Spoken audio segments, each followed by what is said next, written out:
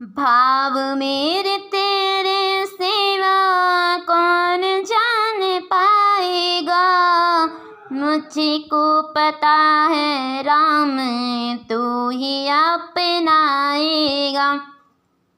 Hello hi good morning my dear sister and brother, I hope आप सब बहुत अच्छे होंगे। जय सीताराम, राधे राधे, राधे कृष्णा।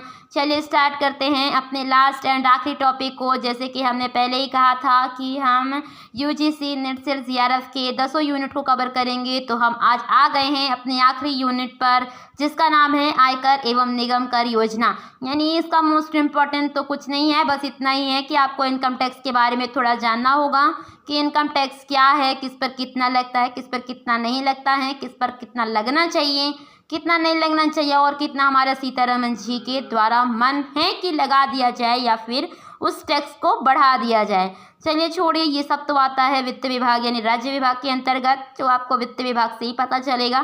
सीतारमण जी के द्वारा कई सारे बजट पेश किए जा चुके हैं और नेक्स्ट बजट पेश किया भी जाएगा, तो हमें इन न्यूज़ के बारे में नहीं पढ़ना है, क्योंकि हम इनकम टैक्स से रिलेटेड है और हमारे यूजीसी नेट सीआरएफ का पेपर सॉल्व करना है। और न्यूज़ वगैरह नहीं आती हैं, मैं आपको पहले ही बता देती हूँ, या इनकम टैक्स की न्यूज़ किसने कितना बजट किया किस पर, ये सब नहीं आता है। इसके थोड़े से अगर कुछ आता है, और आता भी होगा तो गैप करके आता है, हर साल नहीं आता।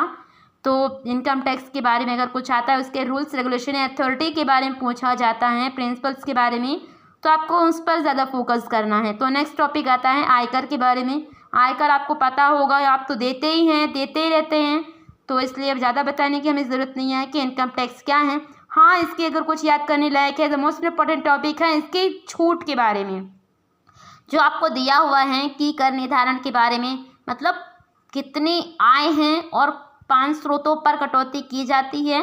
किस पर है? पहला है मकान, दूसरा है व्यवसाय, तीसरा है वेतन, चौथा है व्यापार एंड 5वां है अन्य। ऐसी और भी बहुत सारी एक्टिविटीज़ हैं जिस पर छूट मिलती है, पर ये आय के 5 स्रोत हैं जो इनकम टैक्स के अंतर्गत आयकर में आते हैं, मतलब इनकम टैक्स में आते हैं। तो आपको ये पता होना चाहिए कि 5 स्रोत कौन कौन से हैं।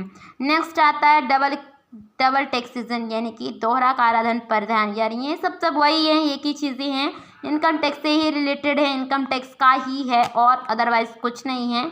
आपको परेशान होने की ज़रूरत नहीं है, आपको सिर्फ उसकी कटौतियों पर फोकस करना है, सेक्शंस पर फोकस करना है। जीएसटी और टैक्स के सेक्शंस को याद करना बहुत मुश्किल है, बहुत सारा कॉन्टेक्ट है, बट आपको याद करना पड़ेगा अगर पेपर क्लियर करना है तो। उसका